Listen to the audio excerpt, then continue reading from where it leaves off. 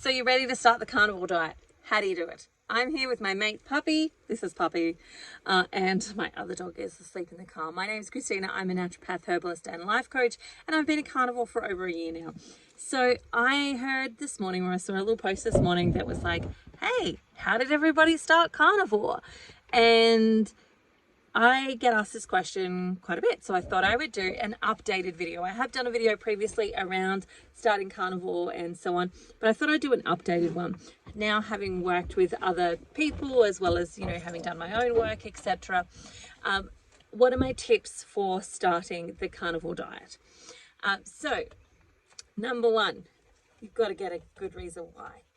Now, I say that because any change that we make in our lives is going to get some type of pushback from the people around us, and it can be any change. So it's not just carnivore, right? It's like any change that you actually make, any change that you make that might make other people feel uncomfortable, that might sort of go in the opposite direction of how everybody else is going. So for example, it could be that you decide to give up alcohol, right? So if you decide to give up alcohol, that's going to make a whole bunch of people who are drinking uncomfortable. Other people, they just won't actually care and it won't make any difference to them. So having a good enough reason why is that first place to start, in the sense that it helps you to actually know why you're doing the thing that you're doing. And then that why helps you get parameters around how long you might do it, things that you might be looking for to actually checking that you're getting the results and the desired outcomes that you actually want to get, all of that type of thing. As well as you move through something like this, you're going to bump up against your own social norms and your own social conditioning as to what we have been taught is good, is healthy as well, is great for us. And so carnivore in many ways kind of really goes against a lot of what we've been taught in, as kids, as growing up, going to school. If for me, you go on and study nutrition, it kind of goes against what we get taught in nutrition, and all of that type of stuff. So having a good enough reason why helps you to stay on track when the challenges come, because there's certainly going to be challenges. Because again, for me, I look at this as a way of eating versus a diet that I'm on.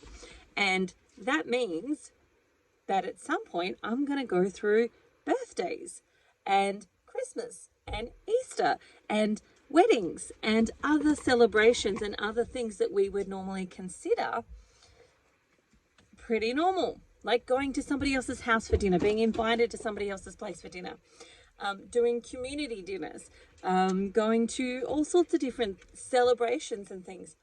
What do they actually look like for you on carnivore?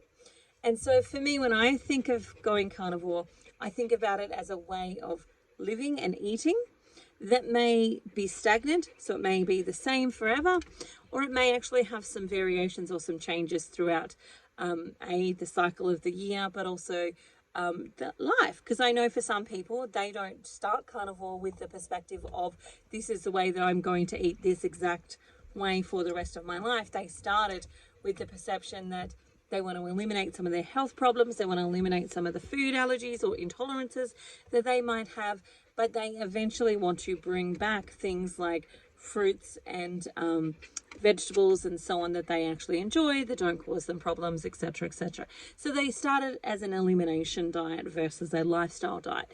Now, those are two very different places to start from, and that's okay. You're allowed to start whatever works for you. Whatever you want to do works for you, as long as it's working for your body and you're getting the benefits that you want to be seeing out of it. That's the key element there for me. So having a good enough reason why is the first place to start, and it helps you to track that you're getting the results that you want to be getting, and that you can achieve those and how to kind of measure them. That's a big part of it. So generally speaking, when I work with clients who are starting carnivore, the first thing I actually will get them to do is what I would call a gallbladder-ish cleanse. Now, it's not a prescriptive gallbladder cleanse, but generally I'm going to use things like pectin, which is easily obtainable through, say, green apples. I'm going to get them to eat like 6 green apples for 3 days if they have no known gallbladder issues. If they have some known gallbladder issues, then we might do some extra stuff, like maybe move that to 6 days. We might add in some grape juice. We might add in some other stuff as well. Sorry, my doggo wants to get out now that she can see the outside world. So she's trying to jump out the window. So we might actually look at a variety of different things that you might need depending on your current health status before you jumped into carnivore. Now, again, that all depends on where you're starting at. And this is one of the challenges when it comes to prescriptive dietary type of stuff, and even the many dietary protocols out there. So there's loads and loads and loads of them. There is the AP diet, which is autoimmunity paleo. There's paleo. There's carnivore. There's hypercarnivore. There's GAPS, gut and psychology syndrome. There's loads and loads and loads of these, and they can all actually provide some level of benefit. But the key to these providing benefit is that it is adjusted based on the actual individual, and that's what I mean. Is it changes based on what's actually happening for you as an individual as to what you actually need to do to start yourself off. And what does that look like is different for everyone. But let's say you're healthy and well and you have no major health issues, but you are carrying some extra weight, then I'm likely to do that 3-day apple cleanse and then get you started. Now, the other question that I usually will ask people when they're starting out on carnivore is, tell me about your personality type. Now, for some people, they're all or nothing. I was an all or nothing person. I'm either in or I'm out. I really am not great at moderation. But also, the other aspect is, what is your diet like before you start? So those two things, are you all or nothing, or are you able to take baby steps into it? And what is your current diet like? So for example, if you are somebody that has not eaten meat or doesn't eat much meat or dairy or other animal products, and you suddenly jump straight into them, you might have some funky digestive stuff, especially if you've gone vegan straight into carnivore. You might have some funky digestive stuff as your microbiome changes over. That takes about 14 days, can take up to 21 days. But as that microbes change over, you might get, some bloating, you might get some gas, you might get some diarrhea, you might get some different things as those microbes change. Now, if you are somebody that doesn't eat a lot of meat or has not even actually done a lot of preparation of meat, so maybe you've been vegetarian all your life and you've never really learned to cook meat, you may want to go with a bit more of a slower approach. So there's a couple of approaches. There's the rip the band-aid off approach, which was how I went, but I was already a meat eater. I'd already done sort of strict dietary protocols before that, so I wasn't new to those things. And I already kind of had an idea of what that would look like. And I had done pockets of carnivore previous to that. Now, I didn't call it carnivore at the time because that was not the language that I had at the time. But I'd done pockets of it.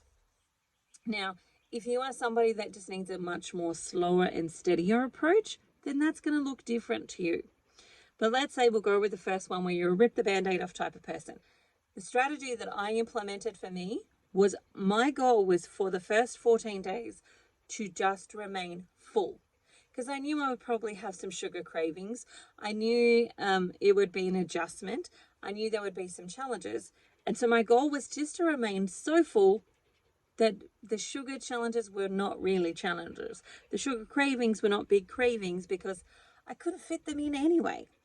And so what I did was I went through and I thought about, what are my favorite meats? What are my favorite cuts? How do I like to eat them?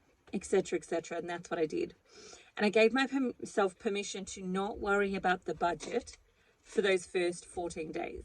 To not go and look for the budget cuts, to not go and look for like the cheap meats that were not going to make me feel satisfied, but I would eat them and, I'd feel full, but I would feel like, nah, it's not my favorite. And so I went and picked my favorite. So I picked the Scotch fillet, which is my favorite. If you're in the US, I think you guys call that a ribeye. We call it a Scotch fillet here in Australia. I picked those out. I picked out salmon, like I really love salmon.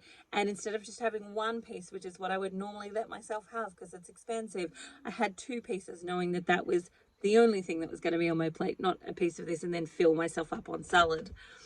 I picked, my favorite cuts of seafood, like prawns, for example, some scallops. I picked my like slow roasted lamb. Like I picked pork with a crispy rind and all of that type of stuff. So I picked my favorites. And then I filled my fridge so that I had enough of that to just be able to do it. I didn't need to go and buy any more because I'd run out of meat. I didn't need to have that battle of having to go to the supermarket and buy more food. The other thing that I did was that I knew that I was starting this for me. What my family chose to do was a completely other thing. And I was not worried about them at that moment in time. So I really just, I let my kids go to town on some of the carby stuff that I normally wouldn't have let them have. So they had things like 2-minute noodles. They had things like bread that I normally wouldn't buy. They had things that were easy for them to make that I normally wouldn't buy. So it kind of felt a little like sneaky and fun for them.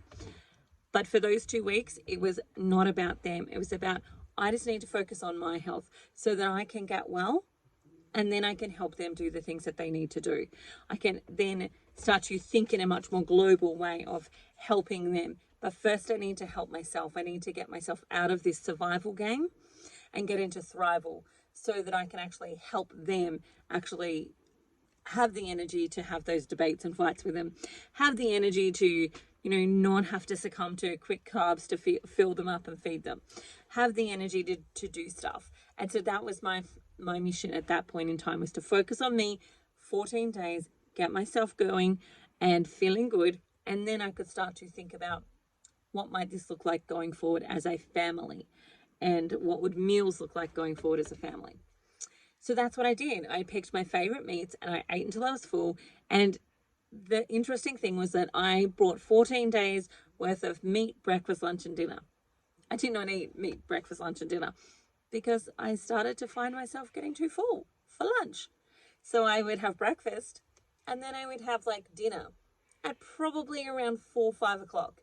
And then that was it for me for the day. I was full. I didn't need to eat any more food. And I was satisfied. And so that was just a natural move. So I ended up, those first 14 days of food ended up lasting me a bit longer, simply because I didn't eat it all. I didn't eat it all, but I gave myself permission to eat it if I wanted to. And that was the start. Then I started to learn to tweak things and change things and what my body needed more of and so on as I went along. But the key was not to think about those things at the start. The key was just to remain full, to keep myself full so that I wasn't desiring any of the food, the biscuits, the cakes, or any of the things. I was too full to actually even think about eating those things. So that was my strategy of switching over to carnivore. Then I started to look at, as I progressed along the journey, how to do that as a family. So I started to learn to make things like this morning, for example, for breakfast, I made taco soup. And some of my kids like it with rice. So I just made some rice for them to have with their taco soup. So the main meal was catered for me. And then I just made an add-on for other members of the family who aren't wanting to be carnivore. Same with a whole bunch of different things. Like I will make the main part of that for me. And then I will just add on a few other things. So if we had company coming over for dinner, I would probably have a salad on the table for them. I would make egg salad because I can certainly make an egg salad that caters to my needs, which is basically eggs, cheese, mayonnaise, and bacon, and maybe some chopped up spring onions so that it kind of adds a little bit of greenery to it and looks nice. A little bit of mustard as well. So I would have that on the table. I'd have some chicken wings on the table. I'd have maybe some slow roasted lamb, and then maybe a salad for those people who want to consume those things. I might even buy some bread and put that on the table for those guests. But the stars of the show are all made for me. And I can sit there and I can have some of the chicken wings. I can have some of the roast lamb. I can have some of the egg salad, and I've got a really nice meal there. And primarily everything on the table is made for me with some add-ons for those guests that are not in the same mindset as me in regards to food. And it's okay. We're all just eating because it's not about the food. It's about us coming together and getting together. So when I go to people's places, I try to do stuff like that too, where I take food that I know that I'm going to be able to eat And I probably eat before I go as well, so I'm not really that hungry anyway. And that's just a strategy that I would use in that space too. Now, if you are not the rip the band-aid off approach, and you don't have to be, by all means, you do not have to be. You have to find the approach that works for you. Now, I used this approach when I was starting GAPS. So GAPS is gut and psychology syndrome. I used it because my husband had irritable bowel syndrome and I was done. I needed him to be active and functional and being a coherent member of the family, because his stomach was in so much pain that he often didn't sleep at night. So he wasn't necessarily as coherent and as functional as I would have liked him to be. So I started GAPS for our family. Now, that was a much bigger change for me because I went from the SAD diet then to GAPS, which is basically no grains. It's a low carbohydrate-ish diet, so it's selective carbohydrates. We choose which ones are actually going to be beneficial. It's a lot of soup, it's a lot of stews, it's a lot of slow cooked stuff, and everything is homemade. And so there was no potatoes either, so that was one that was out. And I'd come from meat and free veg, and one of those vegetables was usually potatoes, type of background. And so I needed to see what food was going to look like in a GAPS version. And I'll also add that I had 4 under 4 at that point in time. I had 4 children under 4, and I was embarking on this journey. I was also pregnant with number 5 when we started that. So what I did was I went, let's just make dinner GAPS, because dinner can be easily converted to this. I could see how dinner could be converted to it. There's just a meat and some vegetables. And so I switched out the potato for cauliflower, and then I, boiled the vegetables in broth, and I had my slow cooked meat. So we practiced that, and we did that for a week. And hear that language, we practiced it, which meant that I wasn't bad if I did it wrong or I'd made a mistake. It was a practice. I was learning, and I practiced, what does dinner look like with this new eating protocol? And then I went to breakfast, and I started to look at, well, what does breakfast look like under this new eating protocol? Once we got dinners under our belt, we moved to breakfast. So we had then breakfast and dinner under this new eating habit. And then I went, okay, let's do lunch. What does lunch look like for my family with little children in this new eating protocol?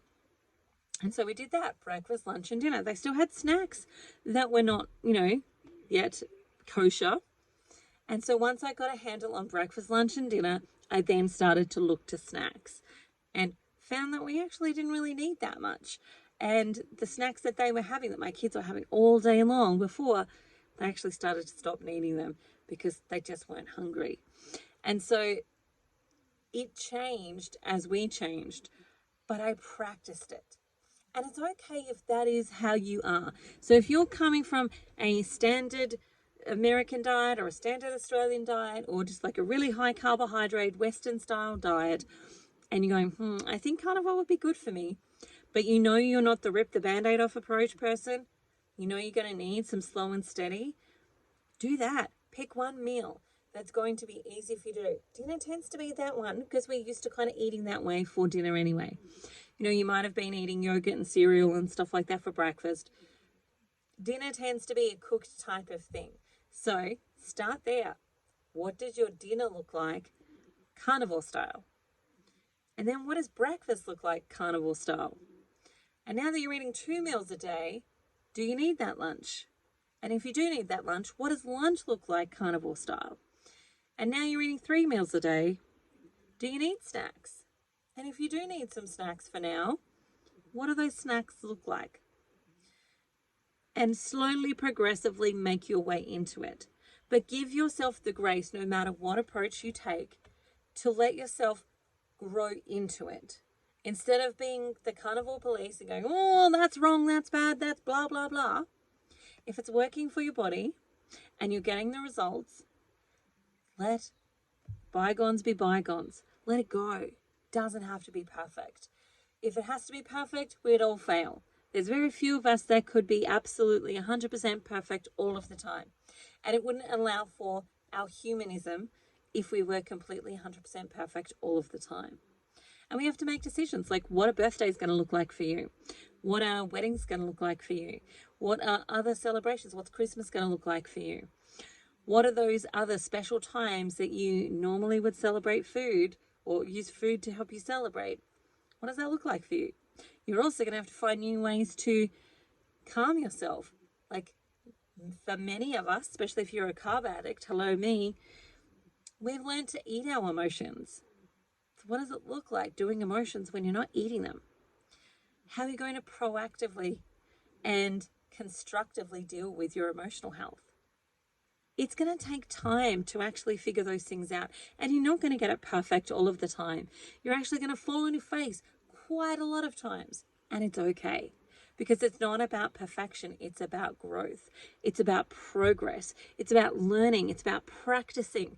It's about starting to look at things differently. And we can't expect everyone to be able to do that all in one go. All in one go is like completely impossible. Like when you look at people that are on the internet, like, you know, Dr. Berry, Nisha, Dr. Anthony Chafee, Sean Baker. When we look at all of these people who have been sharing it, Dr. Boz, they didn't start perfect day one. They've been doing it for years because they've been practicing and building and learning what works for their bodies and their physiology for years. Give yourself the grace to know that it's going to take time. But also if you're struggling, reach out and get some help. Because one of the things that I find really frustrating and really challenging is to watch in the Facebook groups people asking questions, and the answers that come are very confusing. So you might ask a question like, why am I not losing weight? I've been doing this for ... length of time. Why am I not losing weight? And you might get people saying, because you're not fasting, because you're eating too much fat, because you're not eating enough fat, because you're eating too much protein, because of this, because of that. All of those answers are essentially probably right for the person who posted it, but not necessarily right for the person who asked the question. Because you've got to match the right formula at this moment in time with where your body is at this moment in time. And hear my words, at this moment in time. Because as you change, as your body heals, you'll need different things. As you move forward, you'll need different things. As you age, you'll need different things than when you were younger. There's much more grace when you are younger and you've got lots of, vibrancy in your cellular health. As you're older, that starts to wane a little bit and you might need more minerals at that moment in time. And some of these things just need to change based on your physiology, your current state of health, what your body's been through for the last how many ever decades, and that's going to change. So if you're stuck and you're not moving forward and you've been there for a while and you've tried some things, get some help. That's something I can help you with. It's something that a lot of the other practitioners and coaches can help you with. Find the one that works for you. Find the one that resonates with you and start from there. Get some bloods done. Start testing some things. See what might actually just be out, because very, very often it's actually just some minor tweaking that needs to take place. And once you tweak the right thing, the results start flying back in. All right, that's it for me today. I hope you have the most amazing day. If you have any tips for people who are starting carnivore, things that actually helped you, pop them down below in the comments. I'd love to read them, and I'm sure others will too. Remember to like and subscribe, and I look forward to seeing you again. Bye for now. Many blessings. See you later.